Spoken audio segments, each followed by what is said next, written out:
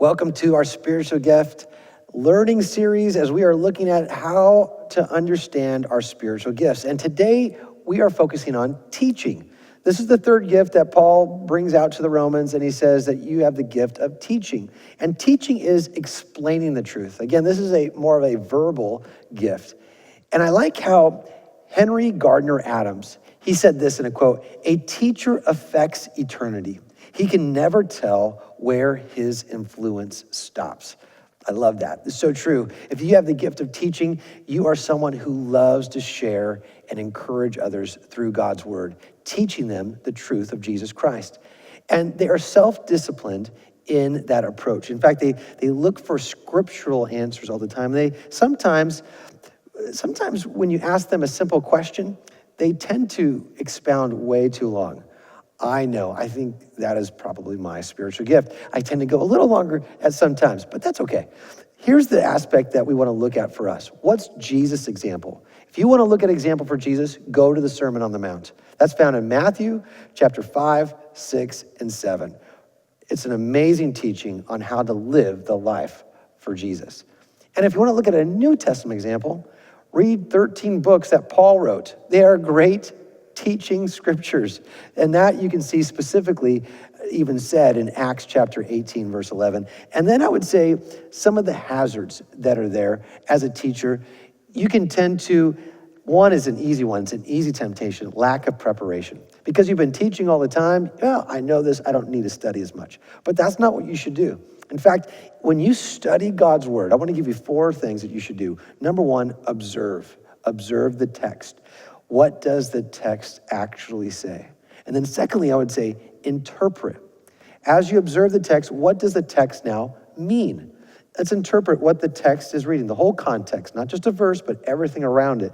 And then thirdly, now organize things. Organize, how does it fit into the text? Like, I want to share the truth out of God's word. How does this organize and how does this fit into the text? And then fourthly, apply it. How does this apply to the text? How does this apply even into my life? There's always one truth in studying God's word, but there's many applications. And the application that you want to share, a great teacher is going to encourage you with. We want to be like Ezra and the priests. Ezra was one of the priests when they came back to set up the new temple as it being restored there in Nehemiah's day. We find in Nehemiah chapter 8, verse 8, they said they read from the book, they read from the law, they read from God's word, and translating to give the sense so that they understood the reading. See, Ezra was a teacher of God's word, and he wanted to make sure that people understood it. So he taught it to them, not at a PhD level, he taught it to them so they could take the hay from the top and bring it down so they could feed on it. And they understood it. And they began to listen and to digest it and to know exactly what God is teaching. I like to say you could teach at a King James level for those of you who are in church, or you can teach at a New Living Translation to help people understand and know to grow in Jesus Christ's word. Now, something to take away and just to hold on to is another hazard is there can be a lack of humility, there can be a lack of integrity, and sometimes even a lack of communication because you're teaching, and you're not being communicative well enough. And you can be very discouraged. It's a very great hazard to a teacher.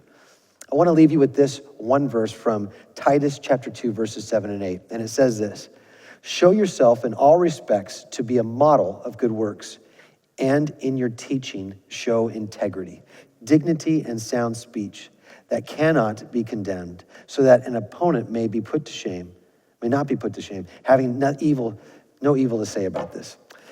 You know, when you're teaching God's word, you want to be clear, you want to be concise, and you want to make sure that nobody can come at you and say, well, you were false and you were wrong. Because James 3:1 says, "Not many of you should become teachers because we are held to a higher standard in teaching God's word." Not to the standard of people. Whose standard? God's standard.